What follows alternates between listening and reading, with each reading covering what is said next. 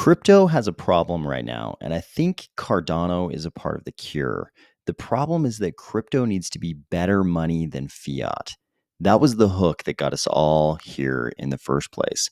And that one intriguing quality has been ground down to nothingness in the name of value extraction.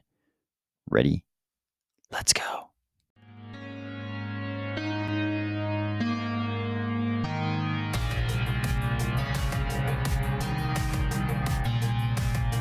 Today, we're going to talk about how crypto forgot what it means to be money, how everyone also forgets what fee markets look like in busy times, Warren Buffett with a not too comforting comment on the health of the dollar, and the crazy amount of unrealized losses in the banking system. If you feel like green Benjamin Franklin here doesn't look too remorseful about burning this giant pile of fiat, or if you're finding value in these videos each weekday, please consider delegating to the Army of Spies stake pool, ticker AOS. Here it is, guys. I think I've figured out one of the biggest problems with crypto. We obviously all wish there was more mainstream adoption of crypto, and it felt like there was going to be.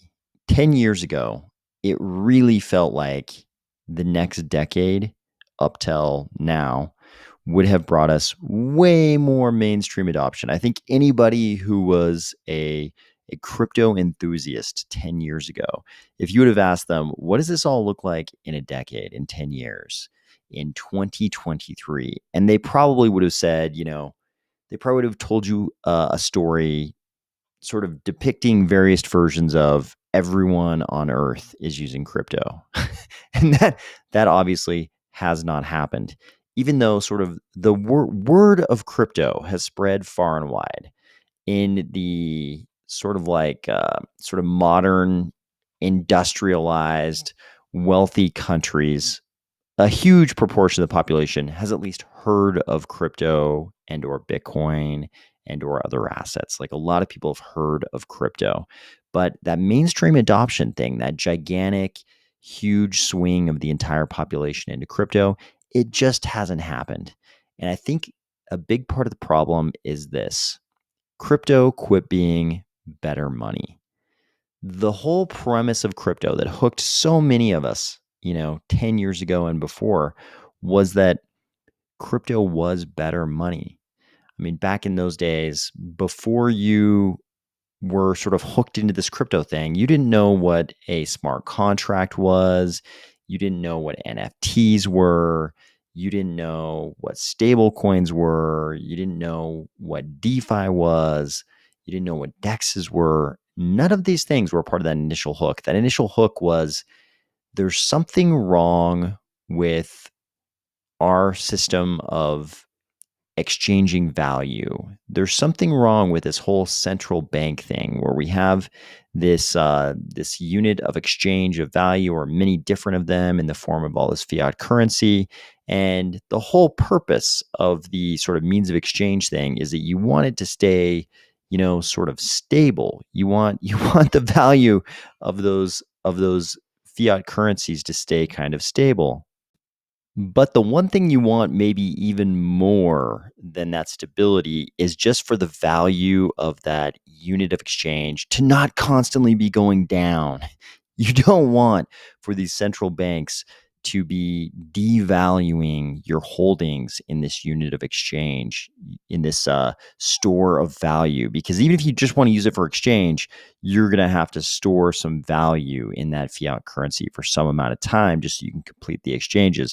And in reality, as a practical matter, what that becomes is that, a lot of the value you own, for most people, like almost all of it, ends up being stored in that fiat currency as a store of value.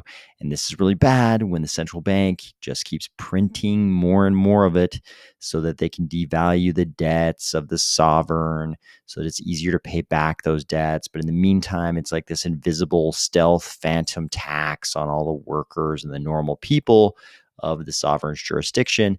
That's the part you don't want. And this hook was very powerful in the early days of crypto. Back in those days, somebody told you that, hey, your wealth is being devalued all the time by the central bank. Wouldn't it be great if there was another system, another unit of exchange, another store of value that wasn't constantly being devalued at the whim of a bunch of central bankers. That was very, very powerful. And this was sort of coupled with an ease of exchange, a convenience. It was very easy and inexpensive. It was very cheap to send this new form of value exchange. It was easy to make an exchange on the other side of the globe. You could send that money around the world very cheaply. This was all important. There was no central bank to devalue this new currency, this new form of storage and exchange of value.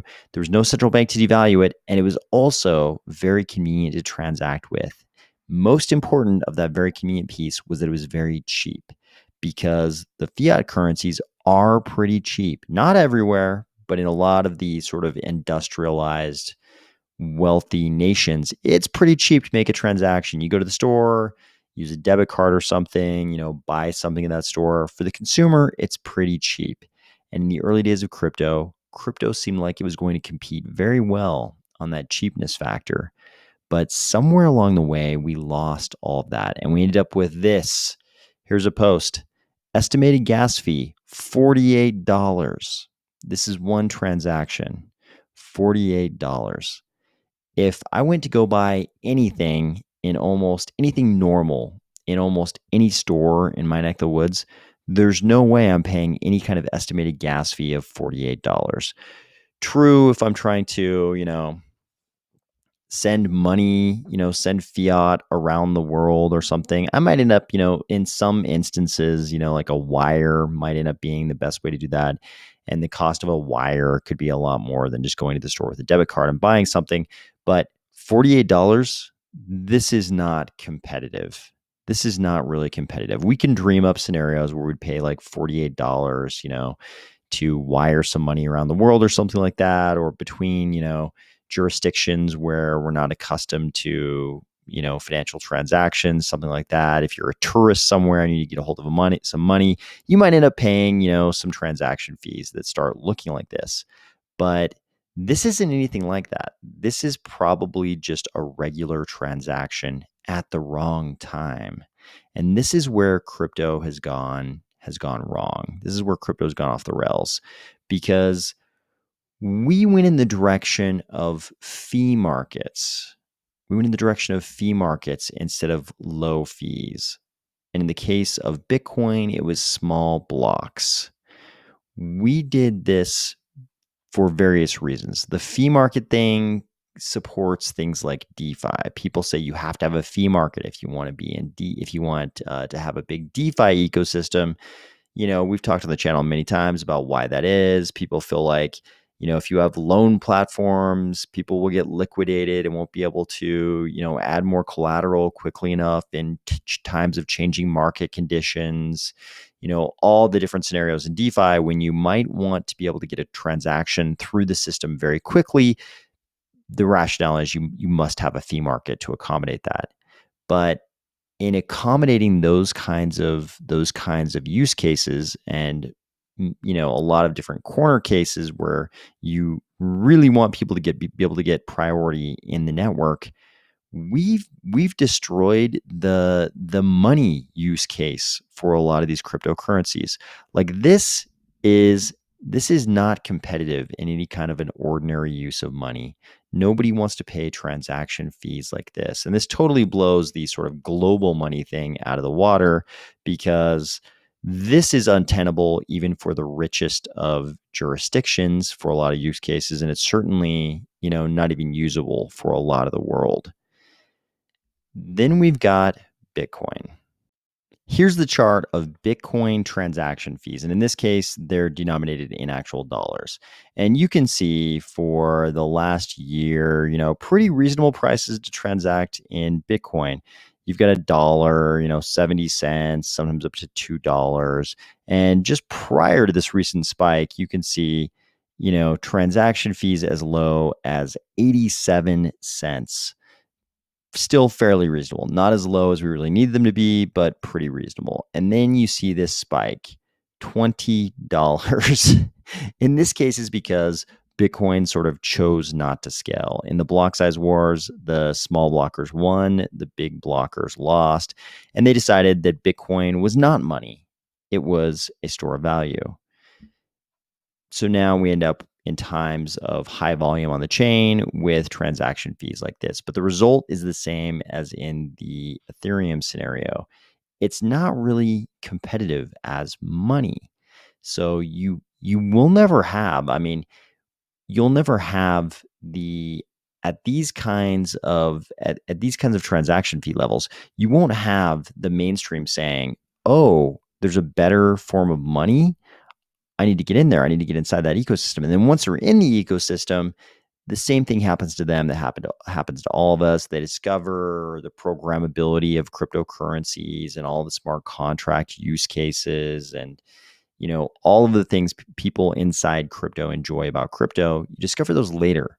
But we've ground away that initial hook that got people interested in crypto, that initial hook of, sort of the dream of a better money, something that was just as cheap to use as fiat, just as convenient, but uh, not absorbently expensive and no central bank to impose that stealth tax upon you that we all call inflation and money printing.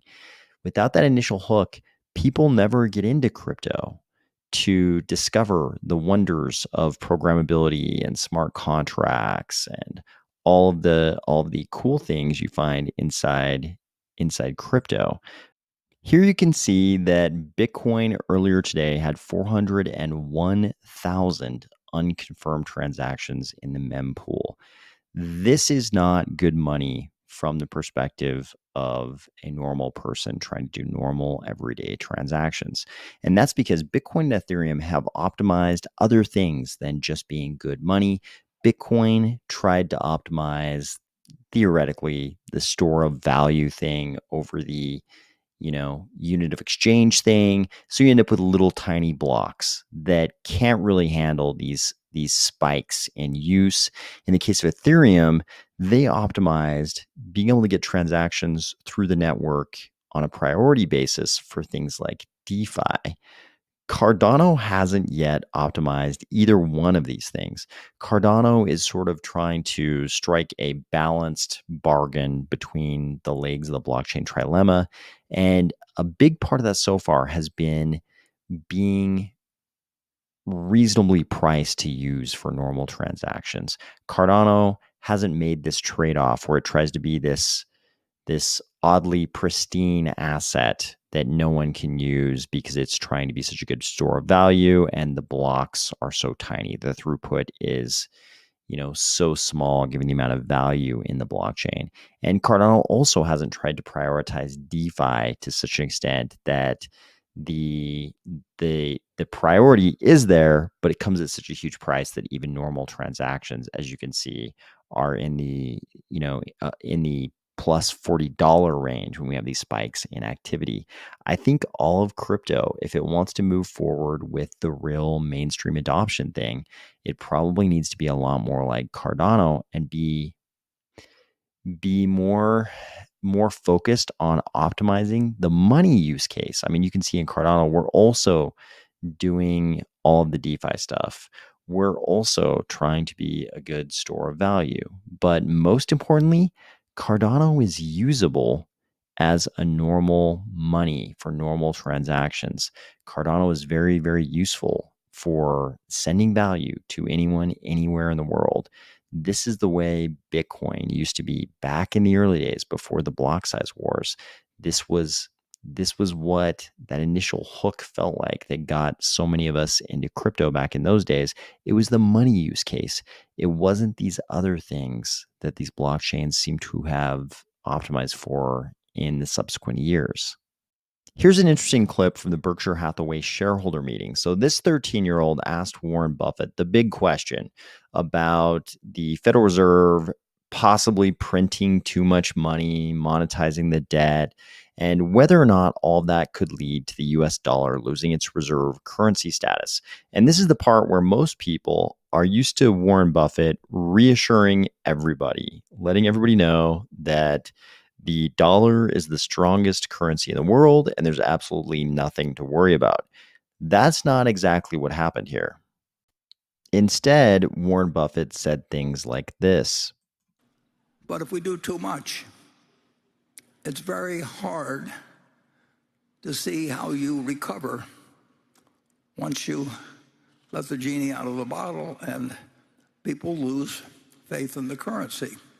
And they behave in an entirely different manner than they do when they feel that if they put some money in the bank or have a pension plan or whatever it may be, that they're going to get out something with roughly equal purchasing power. And it just changes the economy, and all kinds of things can happen then. And I can't predict them, and nobody else can predict them, but I do know they aren't good. And this. And America's an incredible society, rich. We got everything going for us, but that doesn't mean we can just print money indefinitely, but as debt. And it'll be interesting to see how it turns out. Finally, if you were curious how much doom still lays in store for our banking system, this post says banks holding $680 billion in unrealized losses is totally fine, right? And you can see that the amount of mark-to-market losses is far in excess of anything we saw in any previous period, going all the way back to 2008. I hope you had a great weekend. I hope you're starting out a great week, and I'll talk to you tomorrow.